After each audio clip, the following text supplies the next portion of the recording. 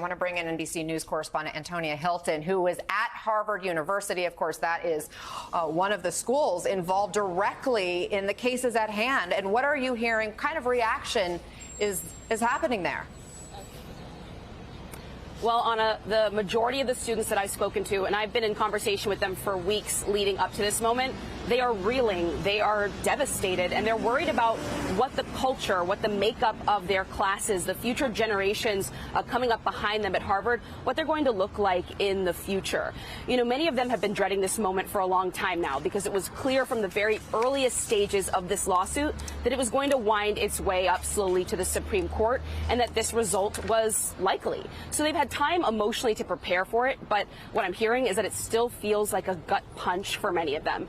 And their concerns are rooted in reality. You take a look at what happened in the California system, and what students point to is that you look at that system more than 2 decades ago, they did away with affirmative action, and then their elite colleges, part of the UC system, saw about a 50% drop in minority admissions. Keep in mind, these are public universities that all families, all communities in the state of California pay into, and then you saw this drastic reduction in access for minority families, not just black families, but Latino families. And then here on Harvard's campus, just this spring, the upcoming class, the kids who found out this spring that they were going to be future Harvard students this coming fall, we saw a drop in admissions of black, Latino, Native American, and Native Hawaiian students, and that is before this decision came out. And so these are the things that are fueling students' concerns right now. But when you talk to kids, it's conflicting, right? They want to imagine that these workarounds might still work. The reality is the UC system tried those workarounds as well, and they're still struggling every year to get minority enrollment back up. And what they're also seeing is not just that those students are being rejected, right, but also that actually lower numbers of minorities are even applying to those schools, even imagining themselves as being part of the campus.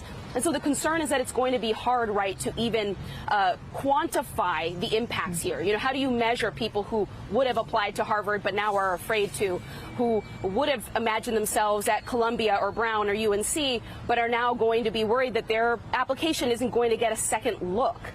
Take a listen to a conversation that I had with one student here. She's actually a high schooler who is incredibly talented, likely going to be applying to colleges and universities like this one. And she kind of walked through some of her conflicting emotions. Take a listen. I think that is a little bit conflicting, especially when you're like, I've worked so hard my whole life to get to this point, and I don't want my racial identity to stop me from, becoming who I want to be. But then it's on the flip side to that, I feel like some racial minorities or identities and groups of people have had harder experiences in America and are not given the same opportunities as other majority groups.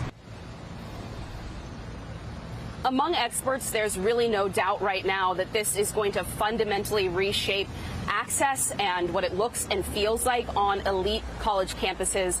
Like Harvard, where there were periods in history at which minorities of any background really struggled to get access or were very explicitly barred from being able to be part of courses, women barred from being able to be part of the community here. And so there's that legacy here to grapple with. University administrators and faculty have been planning for this moment, and there are a lot of kind of backdoor conversations happening right now about what kinds of tools, whether it's income or doing away with standardized testing, what are we going to use to still make our campuses diverse, Anna?